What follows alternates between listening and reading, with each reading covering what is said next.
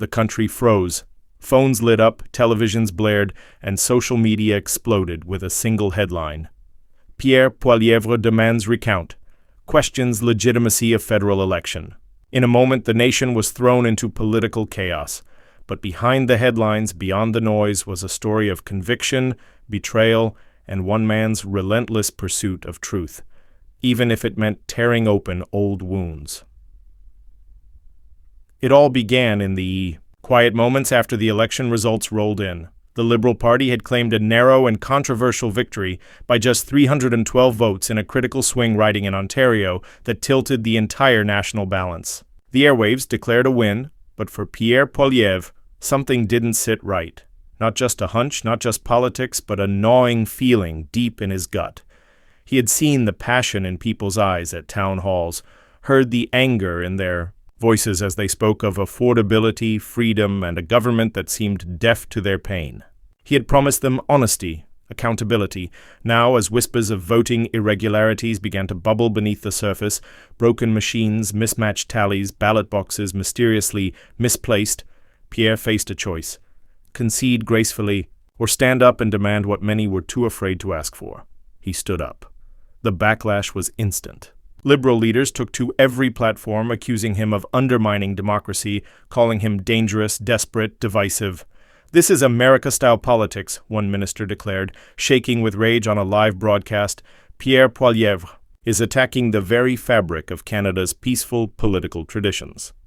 But out across the country, in farm towns, suburbs, and struggling city blocks, something different stirred. People weren't just watching, they were waking up.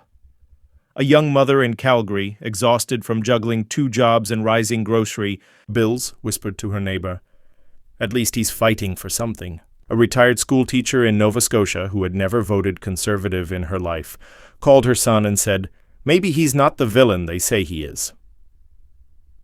Pierre didn't sleep. His team worked around the clock, gathering affidavits, scrutinizing digital logs, challenging poll station inconsistencies. The more they uncovered, the more questions arose. One whistleblower, a mid-level Elections Canada employee named Marcus Tran, broke down in tears during an anonymous interview, revealing how pressure from above had forced them to process results faster than we could verify. He was scared, but Pierre's determination gave him courage. "If he can speak out," Marcus said, "so can I."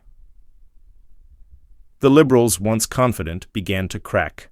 Behind closed doors, panic brewed. A top strategist leaked a memo to the press. Recount. Could be catastrophic. Public confidence at risk. Then came the hearing. The courtroom was packed. Outside, thousands gathered, some in support, some in protest, all seeking answers. Pierre stood before the judge, not as a politician, but as a man who refused to let the truth be buried beneath political convenience. "This isn't about power," he said, voice firm. "It's about principle. It's about ensuring every Canadian vote counts, not just the ones that help us win." A hush fell. The judge ruled. A full recount would proceed immediately under strict supervision. Over the next 2 weeks, the country held its breath, and when the dust settled, the numbers spoke clearly. The Liberals had won by just 6 votes. 6 votes in a nation of millions. But now, those 6 votes meant something. They were counted with integrity, with transparency, with truth. Pierre Poilievre didn't win the seat, but he won something greater. He proved that no voice is too small, that democracy isn't a convenience, it's a fight. He inspired millions to care, to question, to get involved. In that recount, Canadians saw themselves, fractured, frustrated, but not broken. And as Pierre walked out of the courtroom into the sea of flashing cameras and shouting voices, he didn't smile in triumph.